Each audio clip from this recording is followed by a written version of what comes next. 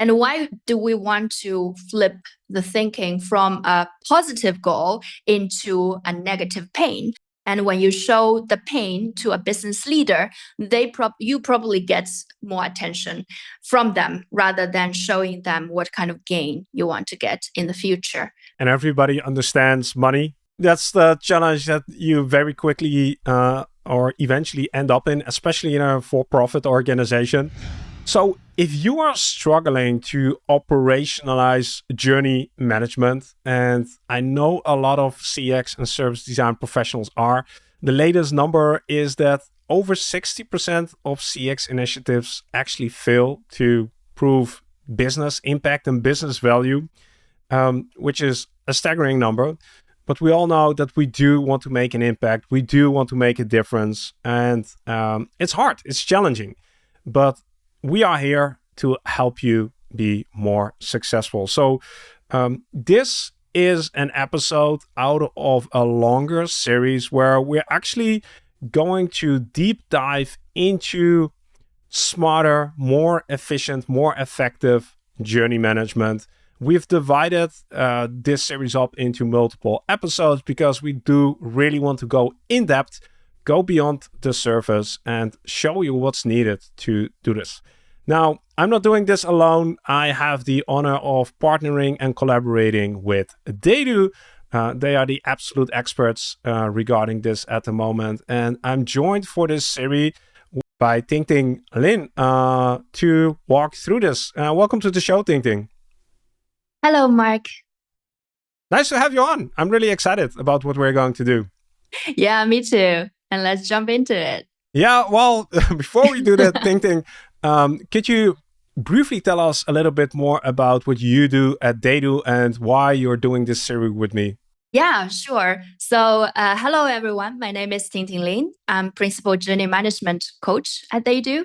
My main role at TheyDo is to help our customers to get the best return on investment with TheyDo, of course, but also with journey management. I've been with TheyDo for over 2 years now. I've been working with customers all over Europe, mainly, some of them in USA. And the most interesting thing is I've been working with customers across different industries, and I've seen how similar the approach could be, and in such different contexts. So we'll be really excited to share my experience with you. Thanks. And for the few viewers and listeners of this series who aren't yet familiar with TheyDo, could you give like a 30-second pitch of what it is? At TheyDo, we are making a software to support journey management, and we are built based on the triple diamond of the service design approach, but also we built upon the latest technology to make our service design and journey management much more efficient, such as using AI and using data-driven approaches. So Nice. We'll be excited to share with you these features as well. And I've been partnering with TheyDo for the last two plus years here on the show. We've done quite a few videos already together, and this is just a continuation of our efforts to help the broader service design and CX community to be more impactful, be more successful in the work that they are doing. And again, right now we're going to focus on smarter, more effective journey management. So Tingting, let's kick this off. And let's do this by me first telling that I'm using journeys in my business. I run a business. I run a community, for instance, where I have customers who are community members, and I'm trying to really be member-centric. I'm trying to make journeys a core part of my decision-making process. But if you ask me point blank, how impactful are these journeys? How much return on investment am I getting on the efforts that I'm putting into creating these journeys and mapping these journeys? You know, I'm not so sure yet. Is this a challenge that you hear more often? You're definitely not alone. And especially in bigger organizations that we work with, and when there are different kind of stakeholders, this problem has been even more obvious. So here I'm talking about journey management as a struggle sometimes. Of course, we believe journey management can really help your business to succeed. However, the struggles are very real as well across the different companies we work with. So there are different stakeholders in the company. For example, the business leaders, CX leaders, and also the development team. And everyone's effort and input is necessary to make the end-to-end return on investment and business success. However, there are different struggles across the different stakeholders as well. So, for example, as a business leader, sometimes they are really focusing on the numbers and outcome. And I've heard from a meeting from a business leader, they said, "Oh, thanks for wasting 7 minutes of everyone's time. I can't wait for 3 years to see the impact." Painful. Yes, they are very, very impatient. They want to see the impact immediately, like yesterday. And then for the CX leaders, they are our biggest friends, of course. They're our biggest ally. However, we see them struggling perhaps even more because they want to make a difference visible and fast. But now they're spending way too much time and effort on mapping the journeys, and they don't even have stakeholder buy-in. It's so difficult to convince everyone else of the value. And then when we talk about the development team, of course, we know they are pivotal to make the opportunities and solutions come true and implemented. But for them, many times they don't understand, why am I using Journey? I am working in Jira, and why should I work with your journeys in yet another tool? So these are very, very real quotes from our day-to-day conversations with different stakeholders. And in this series, and especially in this episode, we want to touch upon how we are able to connect the CX contribution and journey management contribution into the business challenge so that everyone will be aligned and convinced of the value. I think this is such a painful experience, traumatic experience that a lot of service design professionals have gone through once, at least once in their career, where you know that you want to contribute and you want to do things right. But like you said, business is impatient and you're like, it's going to take time before we see results. And then you start working and then people don't see results. They get disappointed. You get frustrated. Like it's not easy. But there are solutions, and we're going to talk about these solutions. Like I said, I run a business, and we thought that it might be interesting to actually use my business as a use case to go over what we're going to demonstrate, right? Yeah, definitely. And you definitely want to also show that you're not among the 60% of the CX effort that failed to link to business impact. So we want to showcase from your very real business case how we are tackling all these pain points together. Yeah. Yeah, and I do have real business pain points. So I think it's going to be interesting to address that. So like if somebody makes it to the end of this episode, what is in store? Like what will they have learned maybe? Yeah, we will make sure if you are making an effort of journey management or an initiative of CX or journey management, we will enable you to understand how to address a business challenge that you can help and support with the journey management CX research effort. And we also want to make sure that you're able to take it into action with different stakeholders and are able to measure and track it.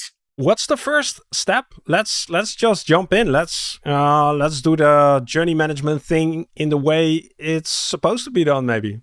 Yeah. So we used to talk about the first step of journey management, starting with the journeys. So today we are going to flip it around a little bit because we desperately want to connect the journeys into the business impact. So let's talk about business challenge first, and then see how we can support it with journeys. Okay, cool. Let's do it. Yeah. So I will give you a few examples of business challenges that would work. And we will discuss why they works. And you will understand, hopefully, quite easily how you can use your journey management effort to address these challenges. So as you can see in this first example, it's a business challenge that is going to be solved within this year as a time frame. So the challenge is called "Why is churn in Denmark up 5%, and what are we doing about it?" So here in this sentence, if you're looking at the slide, you already see the different part that composes the sentence. But if you're listening, I'm going to take you through the composition of it. So first, we're asking why. So why means we need more understanding, qualitative understanding of the context. Why is something happening? And then we think about insights. So those qualitative insights coming from your research, either as interviews or surveys or customer feedbacks and so on, these texts will help you to understand what is happening and why is something happening behind, with the very rich understanding based on the context. And then second, the churn in Denmark is the key here in the sentence. So we are talking about churn in Denmark. So that means we have a problem in a certain location, that is Denmark. We need to take a look at the journeys happening there, of course. And then churn also tells us which journeys we need to look at in order to identify the risks of churn and maybe prevent churn from happening. So there are certain phases in your customer life cycle that might be closely related to churn. So we will focus on these journeys. So churn in Denmark implies which journeys we would scope and focus on. And then the next is the very simple number of 5%. So we're looking at 5% as our current churn rate, which is not desirable. So of course, you will have a target number to reach to change the current situation. So these numbers tell us how we can proceed towards a target and in a measurable way. So of course, first we need to access the number of churn, and then we need to monitor it over time and see the effect of our effort from there. So that's about the metrics. And then last but not least, what are we doing about it? This is almost a copy paste in all the business challenges, but it's very important to be addressed, because if you have the insights in place, qualitative and quantitative data, insights, metrics, you have the journeys beautifully mapped. If there's no action about it, then it might go nowhere, and journeys are still journey maps instead of managed journeys. So that's why we want to emphasize the action. So what are we doing about it is very important, and who are doing about it. So that relates to the opportunities and solutions as our action points after the journeys. And overall, it's also important to understand what is the time frame you're targeting to solve this business challenge, because if the time goes longer or shorter, the challenge might change. For example, the metrics might change. And that's why in this challenge, we say in the beginning, within this year, we want to solve this challenge. And our recommendation is usually, let's look at a quick win first, especially if you want to prove the value of journey management towards a business success. Let's usually use a time frame up to 6 months and so on. And 1 year is absolutely the longest frame that we recommend. But usually we already see first success within 3 to 6 months. So that's my first example. Does it make sense, Marc? Yeah, I have some questions about this. So if we recap, you have a format, fill in the blanks kind of thing for business challenges where insights, journeys, metrics, and opportunities are the 4 key ingredients, right? And a time frame. So that's maybe the 5th ingredient, correct? Yes. Okay. Do you have another example? If not, I have some questions about it. Okay, here's another example. Yeah, we can go through it quickly. Like let's do it. Recommend to have like shorter time frame. So this one is with a shorter time frame. Within next 6 months, we want to address and answer why is sales and marketing expense up 7%, whereas the transaction rate is still below target. And what are we doing about it? So this is a little bit more complex than the previous the previous challenge, but it's in the same format. So you still have the why, and then the sales and marketing expense tells you which part of the life cycle you need to look at. And then we have a little bit more metrics to look at. First, the expense up 7%, and then transaction rate, it's on the background. So we need to know the current transaction rate as well. And then as well, we ask, what are we doing about it? So that's the second example. Yeah, thanks. And you frame this as a business challenge and not as a business goal because, like, why isn't this called a business goal? That is a very good question. So we think the business goal is part of the challenge. The goal tells you where do you want to reach. So, for example, in this example, the sales and marketing expense is up 7%. That is the current situation. So the goal is lies behind this. So we must have a target. What should be the level of our expense that we want to reach? And also, where is the transaction rate? So the goals can be quantified in a way that we have a North Star to be looking up to as a target. But then a business challenge includes much more than a goal. For example, it has the insights that will address why are we going to address this goal, and which journeys will help us to march towards this goal as well. And then it also reminds you that you need to do something in order to reach your goal. So goal is a very important element in the business challenge, but in the challenge sentence itself, it tells you like more elements you need to address to in order to understand the context and also answer the how question. Yeah, that was my other question. Like, as a design professional, the first thing that comes to my mind is starting a challenge. For me, almost starts with how might we? So how might we, get the marketing expense down to 3% and increase the transaction rate to 20%? And you're not starting with a how might we, but you're starting with a why. That's interesting. Tell me more about that. Yes, because we believe our actions and our decisions need to be data-driven. And we believe in both qualitative and quantitative data, the power of data. So the why tells you more context of the situation and explains why is the goal important. And then with this information, we can then make our decisions on the how and make the best prioritization, make the best planning, and identify the most suitable stakeholders to do the how together. We're tweaking live as we go, and a lot of these things aren't prepared. So if you're listening to this, you're witnessing sort of co-creation. I'm curious if the opportunity part where you say, and what are we doing about it, if that could, for instance, be also formulated as, and how can we get this closer to our targets? Or how can we get that closer to our goals? Yeah, for sure. Would that be a valid opportunity? Yeah, I totally agree.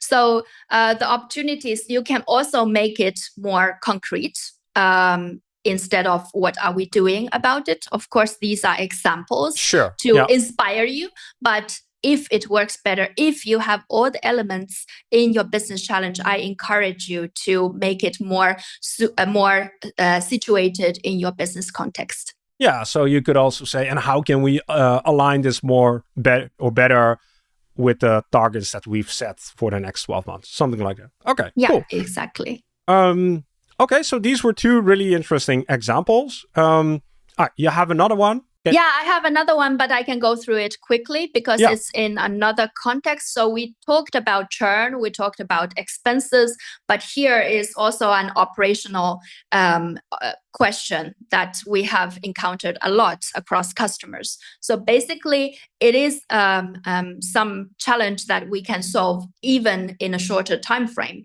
So within the next quarter, we can address why are we having 50K calls monthly to our customer service, and what are we doing about it? We love this one because it applies to almost all industries.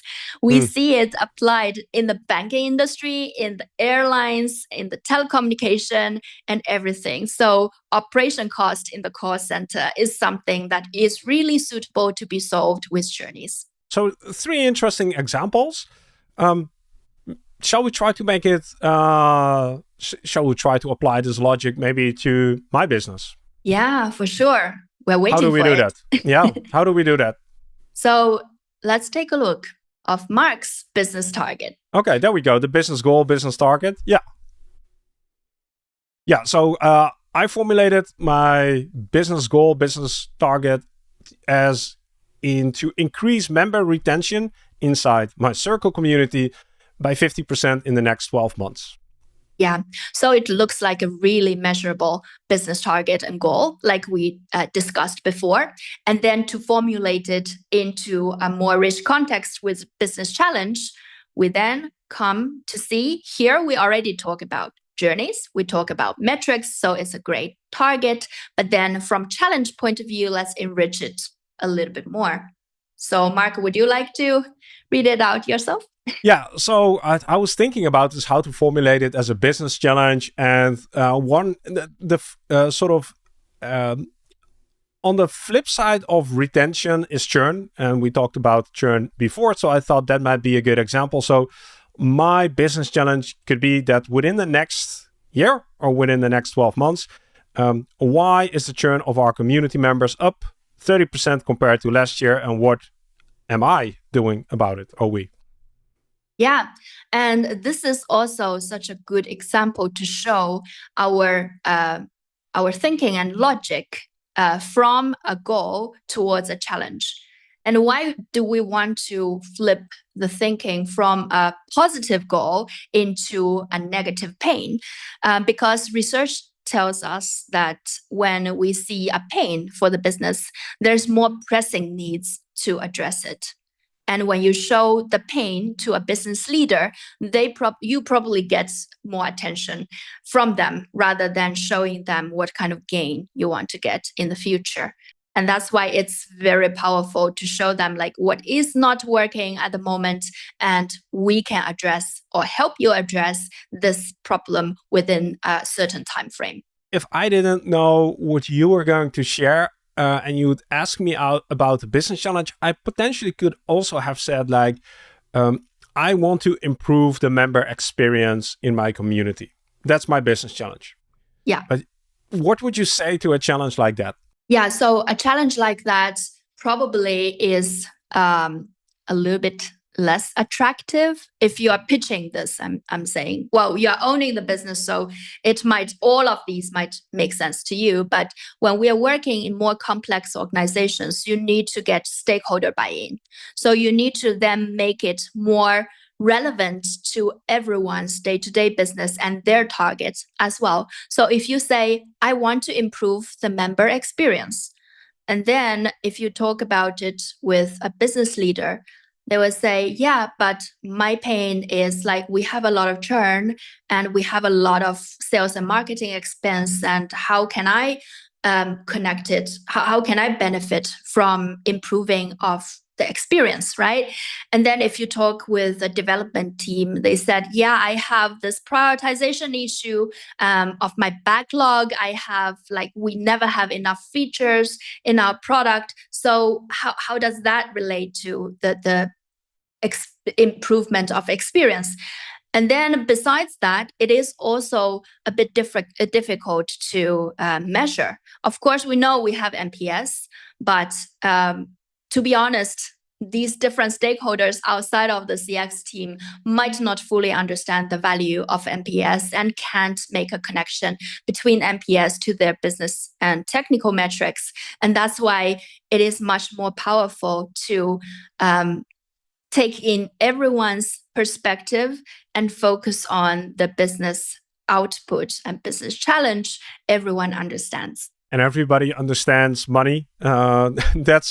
That's the challenge that you very quickly or eventually end up in, especially in a for-profit organization. Now, I'm already hearing voices of the community, not the circle community, but the service design community in my head who are saying, okay, great. Marc, you own the business. You can influence churn. But I'm working in a large bank or an airline or an insurance company or a hospital. Like if I formulate a business challenge that focuses on goal and I want to impact, focuses on churn, and I want to impact churn, like I'm at least 3, 4, 5 layers separated from that strategic objective. Like I'm with a team of 3 people. How am I going to formulate a business challenge that's actually linked to something that's not, for instance, patient experience driven or customer experience driven? Like how would I do that? Yes, this is a very good question. So first of all, a good statement of business challenge is also creating more questions for you than answers. So you can then take a look at these questions regarding insights, journeys, metrics, and opportunities. And answering these questions will give you a sense of scoping. So where is my influence level? Where is my level of impact? And what is the scope of work that I can undertake while realistically and also contributing to the business that I want to, the part of the business I want to contribute to. So basically from the focus point of view, you need to take a look at both vertical and horizontal collaboration and impact point of view, so that your focus is aligned with the reality. So here, you will also see the business challenge you formulate can be positioned horizontally. Yeah, so we're seeing, I'm describing this for the people who are listening. We're seeing a 2x2 axis where we have vertical alignment and cross-functional collaboration on the axis. And the roles go up on the vertical alignment, and the cross-functional collaboration is going from siloed, coordinated, integrated, optimized, and transformed, right? Yeah. Thank you, Marc, for the voiceover. But basically, you can imagine a matrix in a way that the horizontal axis tells you how cross-functional you want to be. So how you want to expand the collaboration. So if you say you're only 3 people, we start from one team. Okay, we start from a very much on the left of the horizontal axis. And then from vertical point of view, if we start with one team, we don't do any cross-functional, coordinated or integrated collaboration, then what kind of vertical impact you want to have? So from individual contributor towards a team manager, towards director level, or VP level or C level. It doesn't mean sometimes if you start with one team to make the effort, it doesn't mean that you can only impact on the lowest level. But usually you need to be realistic of the impact level according to the cross-functional level you can reach, of course. So usually if you start small, you need to also focus your business challenge, maybe not too ambitiously, on a higher level, unless you have a mandate that you can reach that level of impact. For example, Marc, if you are working on the member experience and increasing the retention of the members, although your team might be small, but because you have the influential power in the organization, you can still go very high in the vertical alignment level. But usually in a big bank, for example, if your initiative is from a small team, then you would need to see, okay, so what kind of journeys we want to impact. So maybe instead of the whole support or the whole get supported journey, you could focus on a certain product, for example, our activation of the debit card journey. That's become a much more focused scope that you can manage with the resources and team you're having. But then the impact level, of course, instead of the whole card department, you will focus on contributing to the debit card department or team, and then you focus on the call center instead of the product team, and so on. So then the vertical and horizontal alignment is clear from this business challenge and journeys. So that is, I think, a really good example. And I would encourage, again, if you're listening to the podcast, to also check out the slides, because that will make things a little bit more tangible. But your example of debit card activation, I can totally see how that would be a realistic scope for service design professionals, for CX professionals. And when you formulate that as a business challenge, for instance, why is activation down by 15% and what are we doing about it? Like, there is a big gap between, hey, our churn is down or is up 5%, and our debit card activation. Like, there are a few layers in between. The churn, everybody gets that. Everybody feels that pain. But it's really hard to make the connection between the journey that you're working on with a debit card activation. Like, how do we bridge that gap? If that makes sense. Am I making sense? It's totally making sense. And I think the answer is simple and complex at the same time. It's simple in a way that you can always refine and find your focus based on data.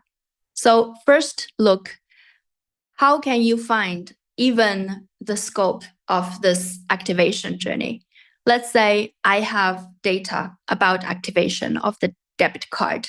I have the online feedbacks from the customer that indicates activation is a pain. I have had past interviews of certain customers that mentioned this pain as well. And on the other hand, at call center, we have different call reasons logged, and we see this is one of the biggest reason for call. So that helps you and justifies this focus to be relevant and very urgent for the business, right? And then on the other hand, from churn point of view, you will also collect different data, why churn is happening. So for sure, activation of debit card is not the only reason, but then you look for signals, how this might contribute to the problem of churn. If you can't find data to justify it, well, what can you do? Marc, can you take a guess? You can do research. Yeah, you can do more research, but also another way is to look at another business metrics or business goal from your company that you can relate to better. For example, another goal is to reduce operation cost. And then you see that, okay, this activation of debit card is one of the biggest reasons to strain our call center. And we are spending like 7,000 calls every day, for example, for this reason. And then you find a very deep connection there. So, it's just one of the reasons, but then you could even have numbers to back you up quantitative number, how many percentage of the core reason I am addressing here, and then you can translate it even into number of money, right? Mm-hmm. How much money we are wasting because of this poor experience for the customer, and then you probably get a very strong business case. So the trick is to always link, and maybe in a few steps, the business challenge that you're working on to the highest strategic objective of your organization, right?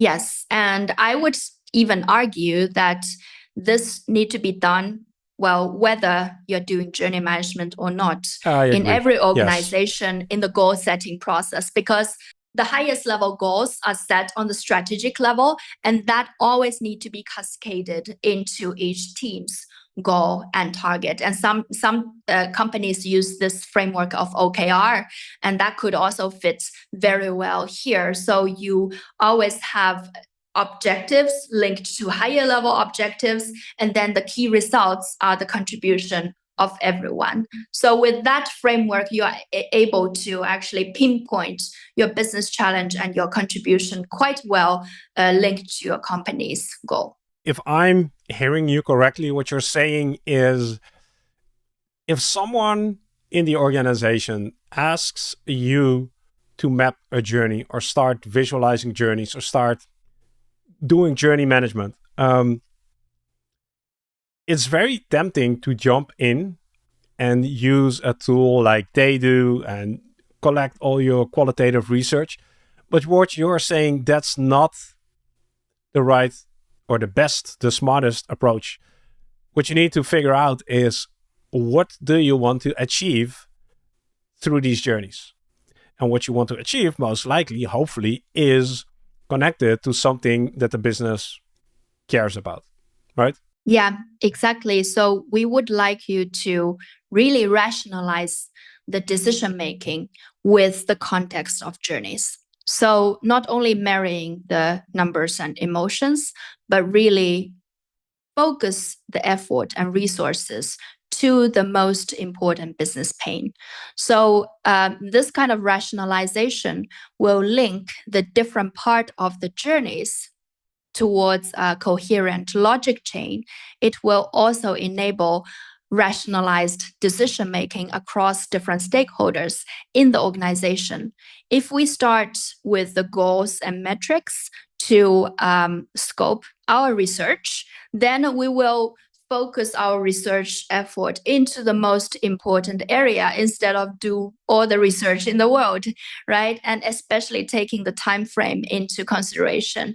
And then with the research insights, we are able to fast forward into the actions, which means we identify who need to take care of the opportunity and solution decision making and implementation, and how are we going to track the impact from research to the journeys to opportunity to solution. So then we get this iteration really much more faster than if we have a really high ambition goal. And then with this fast iterations, we are able to prove the value much more easily to other stakeholders, to other teams, and then it will be easier for you to find allies and replicate your experience in other projects much more efficiently. So the starting is always the most difficult, and because it's difficult, we want to make it small and quick to prove the value. And with, like, there are many ways to interpret making it small, but making it small, you're referring to finding an existing goal, challenge, gap in the business that is prioritized and that needs fixing, and where user research, journeys, service design can contribute in getting close to that target. That's what you define with making it small, right?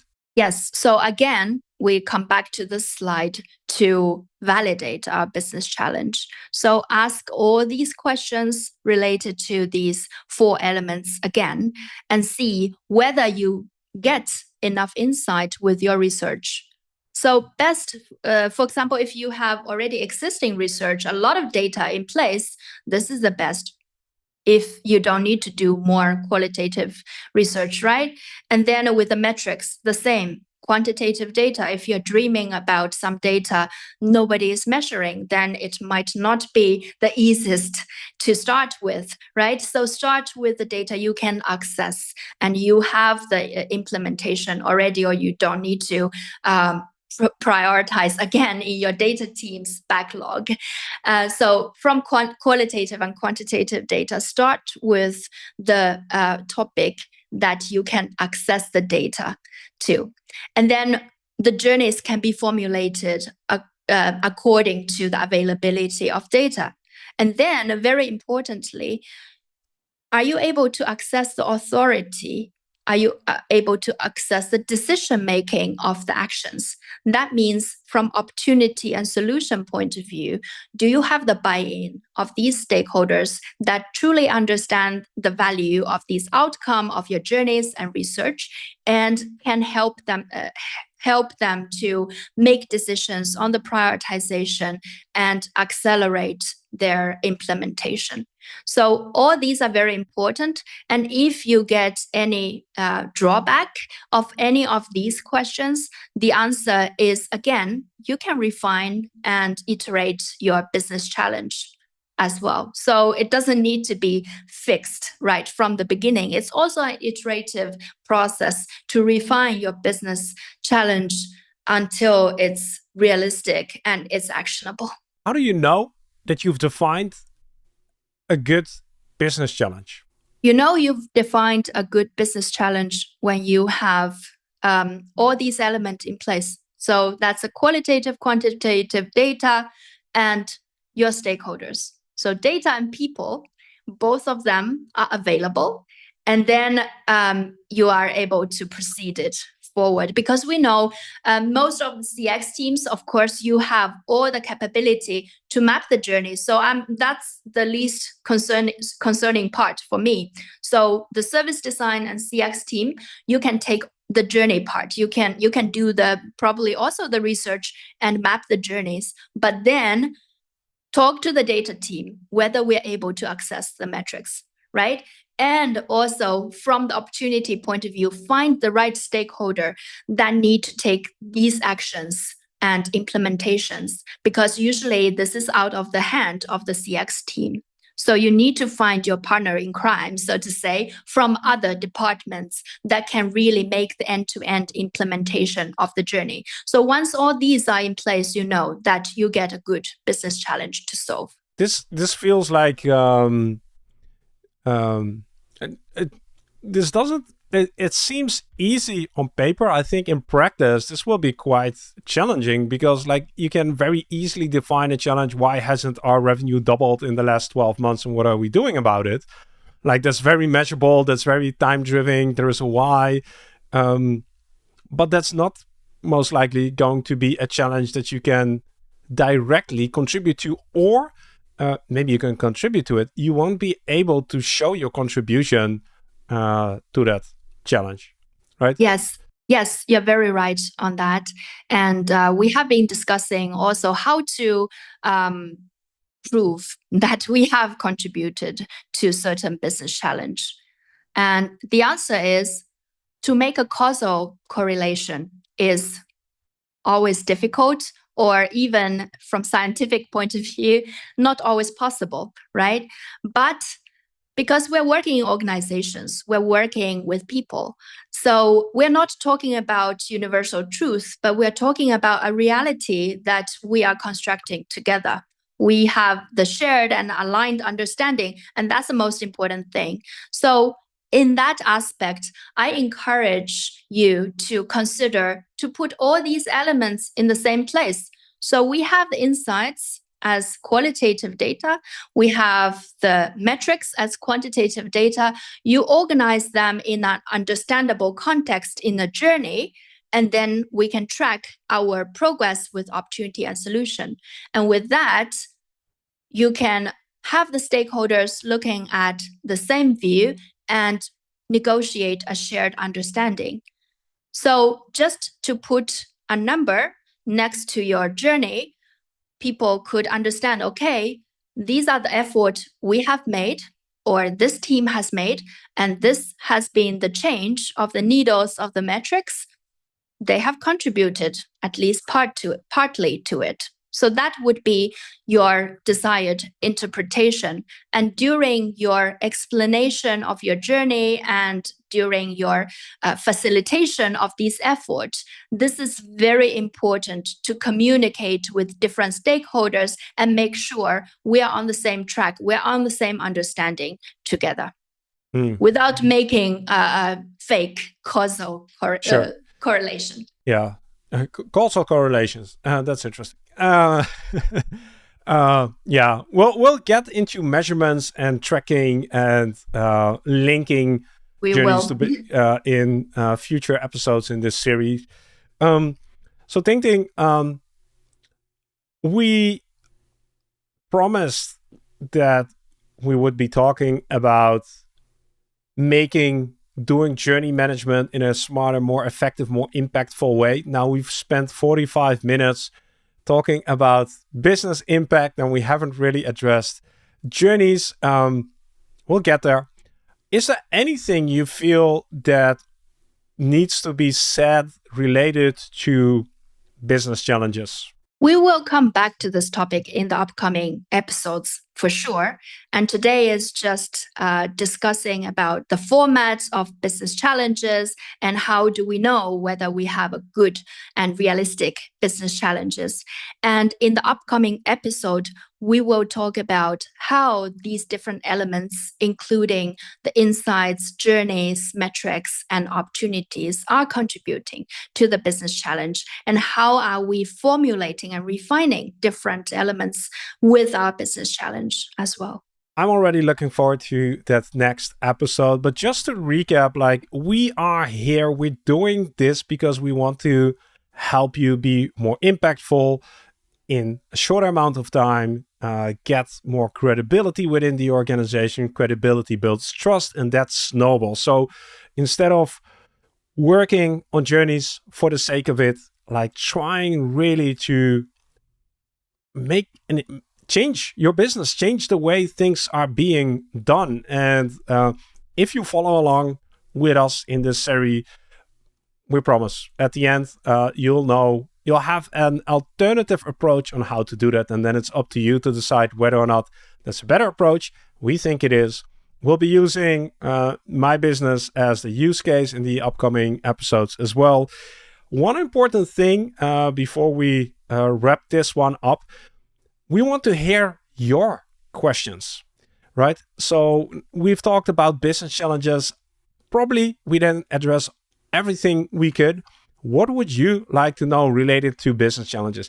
Leave a comment. You can do that on Spotify or on YouTube, or even send me an email or reach out on LinkedIn, whatever you prefer.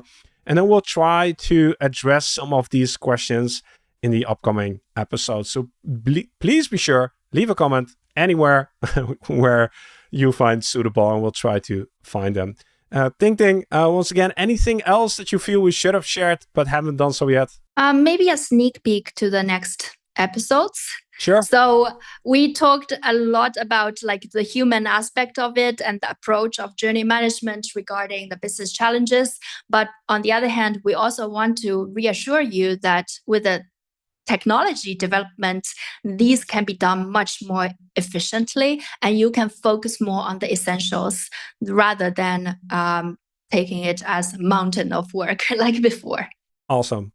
Good to show this image. Tingting, thank you for guiding me through how to define a helpful, meaningful, valuable business challenge. I'm already looking forward to the next one. So thanks and see you soon. Thank you very much.